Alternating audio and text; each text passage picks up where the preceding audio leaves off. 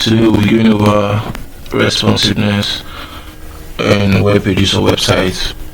So the same way your websites will be displayed on mobile screen will be a little bit different from the way it should display on the desktop view, and also iPad, which is smaller than the desktop view but a little bigger than the mobile view. Here, first of all, there's something you need to add in your HTML which we didn't add in the last class, but it is meta name viewports content with device with initial scale 1.0. So with that now, whatever styling you make on the CSS or the smaller screen, it takes effect. So remember I said we have two screens, which is the iPad and the mobile screen. So here for the iPad screens, responsive design,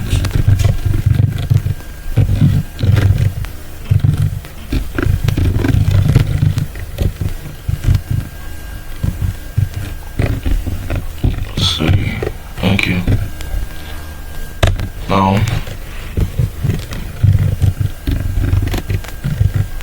as media screen on bank suite. Now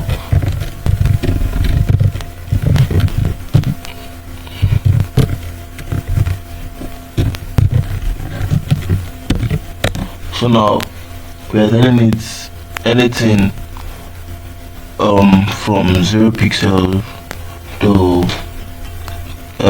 768 pixels should have this particular styling. And then if you start for mobile phone, then we'll see that okay, from 0 to the mobile screen should have these, then from above the mobile screen is 768 pixels should have these, and anything above 768 pixels takes the styling of the main styles, or better still, the styling of the landscape websites. Let me show you what 768 looks like. So I'll look at it now. This is the width now, 768 pixels. This is the width, and then this is the height. So with that being said, now let's come back here and then look at the same concept rather that applies to the web pages, also applies to this part. So if you're starting with the class, it applies to the responsive views and also the website view. Then if you're also styling by ID, the same thing. So here we use the class styling for the schools.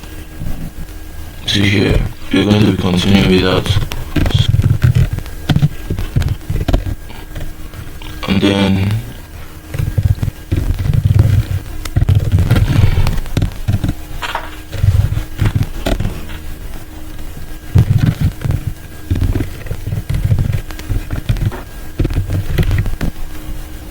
now the good thing about styling with this responsive view is that it inherits all the styles of this original one unless you change them. So since we need this part now, we need this part now to behave differently on the iPad view, we'll have to change the styling of this part. So any other styling you didn't change now, this part now remains in the responsive view. So now let's say we want to change the width to maybe let's say 100% to 90%. So let's see, now it takes the full size of the container. But then if we need something different, let's say the background color, let's call it light yellow, and then let's now it changes. So any styling that is already on the large screen view and then you didn't change, that's what will remain on the other screens until you change them here. It remains. So this also applies to every other styling. So you can play around the p tags for this. You can play around the tag tool. Now on iPad view, now we can decide to change the tag tool the same way. We use the class styling, and then we have the background color we used. Okay, color actually. So color of red. So let's see now. Now this color now changes to red. But before then, now let's see what it was. So green, which means he inherited the styling rather from the large screens. Okay, let's leave this here. Now we also have the styling for smaller screens, which is like a mobile phone. So in here I use Pixel 7. Now look at something now. This other smaller screen now still takes the styling of this one. This is the iPad view, because it starts from 0 pixels to 768, which means 412 pixels is still lower than 768 pixels, which means this takes the styling of the iPad. But then if you want something different for the mobile phones, you can also do that here. The mobile phones now, so responsiveness for mobile view would have as media screen and max width 108 pixels. Really, is 108 pixels. Most mobile phones, at most, it should be 480 pixels. Anything above 480 pixels should be considered as an iPad, because it's assumed to be weak. Now,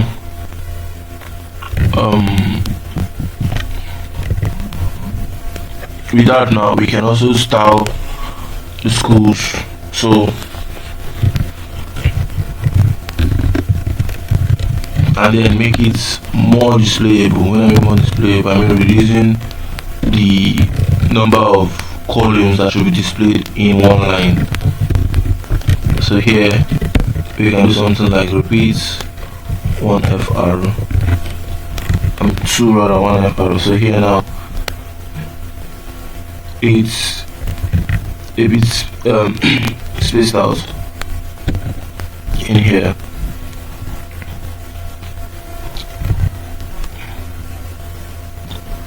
Give me a minute. Okay, we're separating the repeats from the parentheses, which is why it's not working. So we take this back and then check. Now it works. It's well spaced out now. Then we can also do something like one and then it displays 1. So let's leave it at 2 since it's better that way. Then we can also touch the margin. Imagine we talked about, sorry, not imagine. Remember we talked about margins on the left, right, top and bottom. Now here the margin is not nice on everywhere. So, or better still, what we can do is just, while still in this place, CSS is just not, it's just a matter of what you need to achieve, or how you structure your HTML very well, and then what you can do, how you play around it. So now we can also do margin here, and then 5%. So, but then it's not really nice here because of the width and everything. So taking out the margin and then we're styling the whole body, which is this. So now let's remember here we start with the body tag, not just for the class. Okay, we're beginning with the body tag, which is padding of 10 pixels. That should be much, that's 6 pixels.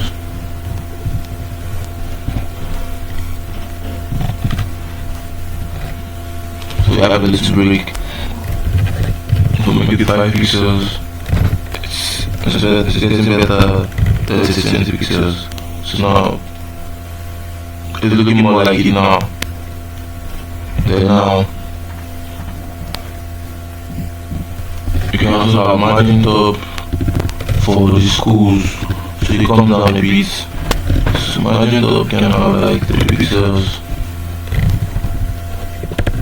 or let's say 3%.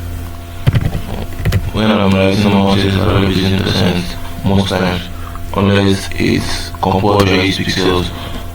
Why is that? Is because why it's compulsory 8 pixels? Let's say you're working on a Figma, then you're supposed to translate Figma to design perfectly. So this is what you do.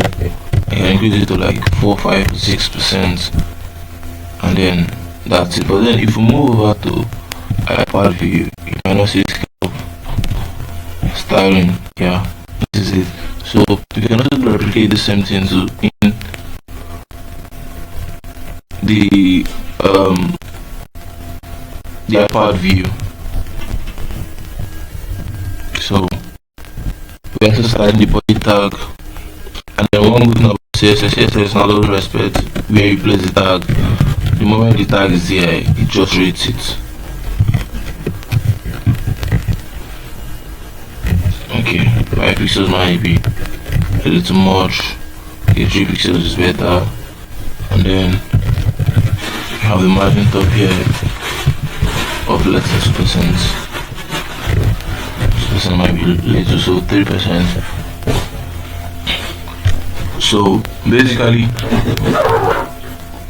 making this responsive now most times is dependent on what you have here. So let's take another instance now that we have this div called,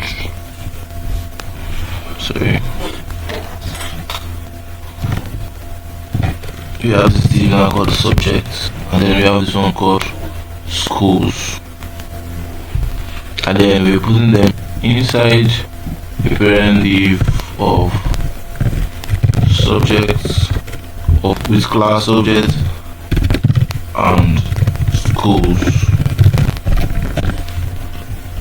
Now with this now,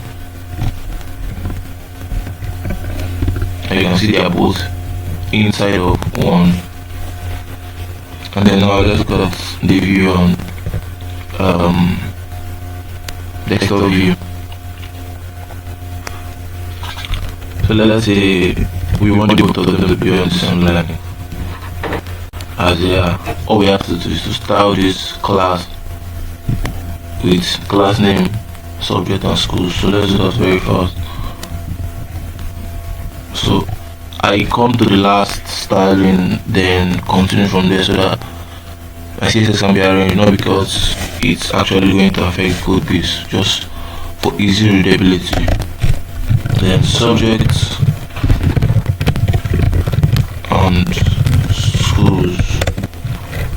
Then we have a display of flex, which automatically is flex row for large screen.